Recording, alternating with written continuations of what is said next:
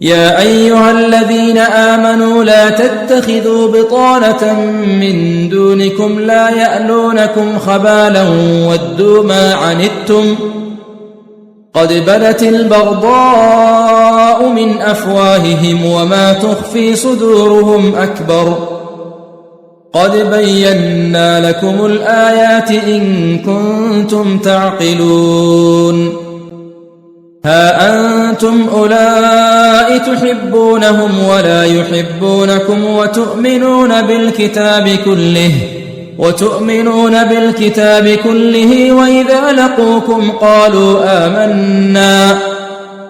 وإذا لقوكم قالوا آمنا وإذا خلوا عضوا عليكم الأنامل من الغيظ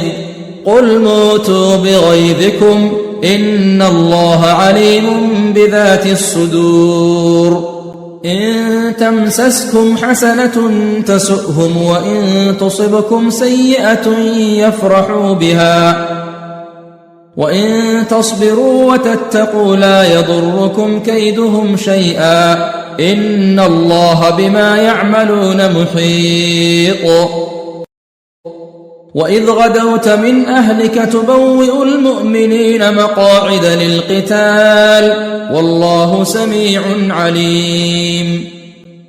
إذ هم الطائفتان منكم أن تفشلا والله وليهما وعلى الله فليتوكل المؤمنون ولقد نصركم الله ببدر وأنتم أذلة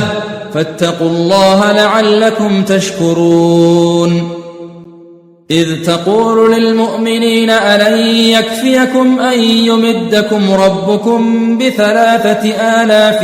من الملائكة منزلين بلى إن تصبروا وتتقوا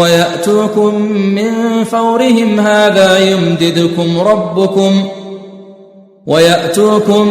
من فورهم هذا يمددكم ربكم ب5,000 من الملائكة مسومين وما جعله الله إلا بشرى لكم ولتطمئن قلوبكم به